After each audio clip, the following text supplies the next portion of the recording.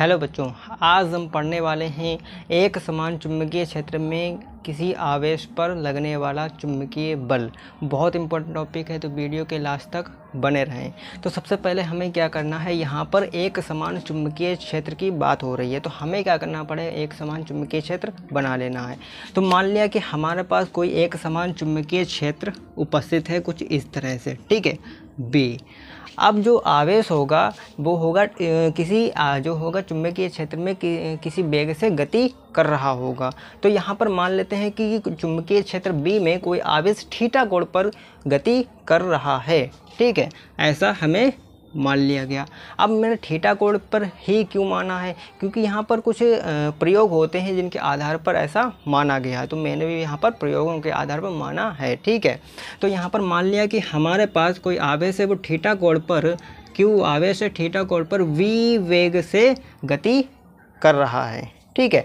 अब क्या है, चुंबकीय बल क्या होता है, इसके बारे में बात कर लेते हैं। तो क्या जब किसी आवेश को एक समान गतिमान आवेश को एक समान चुंबकीय क्षेत्र में प्रवेश करवाया जाता है, तो उस पर चुंबकीय क्षेत्र के द्वारा जो बल लगता है उसको ही हम चुंबकीय बल कहते हैं। इतनी सी आपको डेरिवेशन, इतनी तो परिभाषा है जो आपको लिखनी है। तो यहीं पर ये लिखेंगे परिभाषा कि जब कोई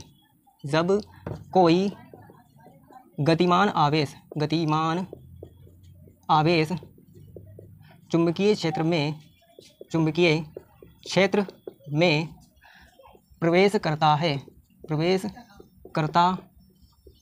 है तो चुंबकीय क्षेत्र के द्वारा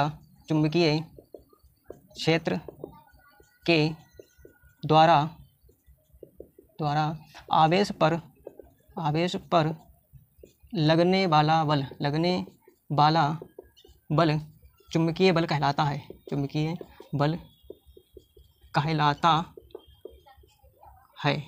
ठीक है। ये सिंपल सी इसकी परिभाषा है, ठीक है। अब क्या है, प्रयोगों के आधार पर पता चला है कि जो चुंबकीय क्षेत्र होता है वो चुंबकीय बल के समानुपाती होता है। तो यहाँ पर क्या लिखेंगे कि प्रयोगों के आधार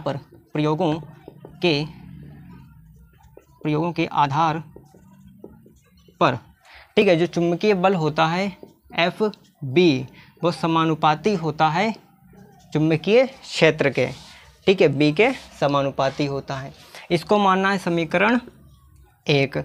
अब क्या है कि चुंबकीय जो हमारा आवेश है वो किसी चुंबकीय क्षेत्र में थीटा कोण पर b वेग से गति कर रहा है। तो जितना चुंबकीय क्षेत्र में जो आवेश है जितने वेग से गति करेगा उतना ज़्यादा चुंबकीय बल उस पर उत्पन्न होगा। तो यहाँ पर हम लिखेंगे कि चुंबकीय बल जो होगा वो समानुपाती होता है b साइन थीटा के।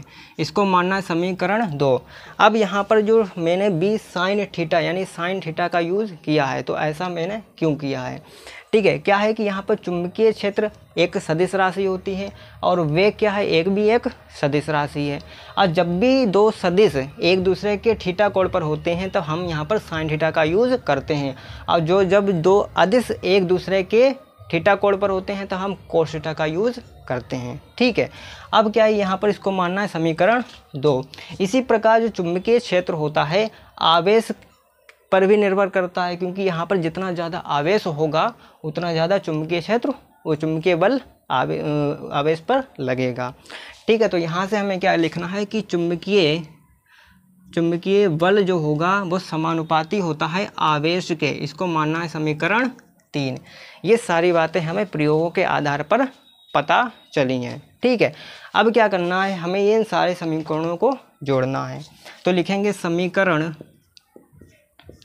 1, 2, 3 से। तो इन तीनों समीकरणों को आप जोड़ोगे तो यहाँ पर एफ बी समानुपाती हो जाएगा क्यू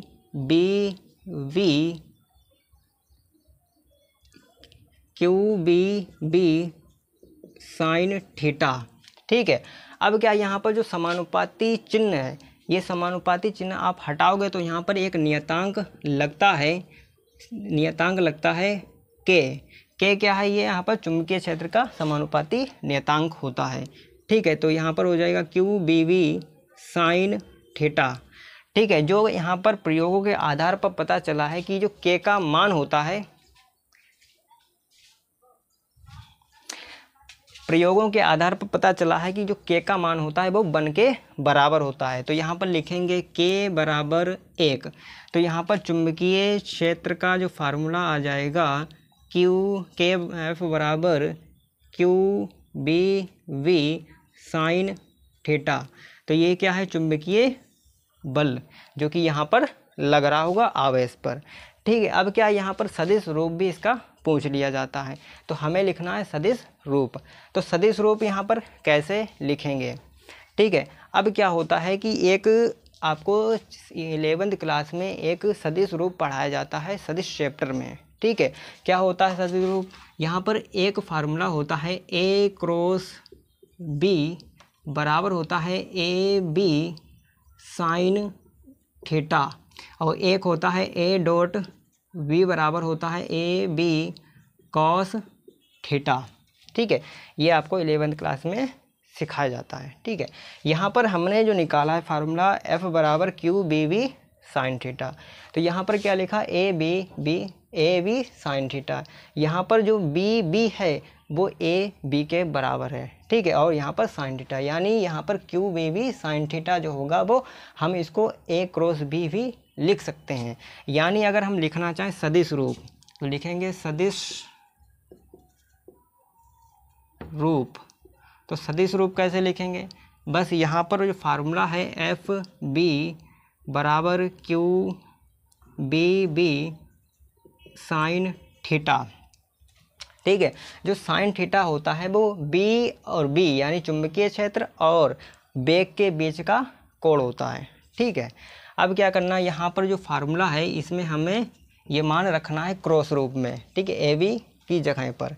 ठीक है, तो यहाँ पर हो जाएगा Q और ब्रैकेट लगाएंगे, यहाँ पर लिखेंगे ये Q क्रॉस B। ये क्या हो जाएगा, आपका सदिश रूप हो जाएगा चुंबकीय क्षेत्र का, यानी चुंबकीय बल पर जो बल लगेगा आवेश पर उसका सदिश रूप ये हो जाएगा, और इसका ये फार्मूला हो जाएगा QBV साइन थीटा। इस तरह से ये डेरिवेशन कंप्लीट होता है सिंपल से रूप में। तो ये वीडियो अगर पसंद आया है तो वीडियो को ज़्यादा से ज़्यादा शेयर कीजिए और एक लाइक कर दीजिए। तो इसी के साथ मिलते हैं नेक्स्ट वीडियो में, तब तक के लिए थैंक यू।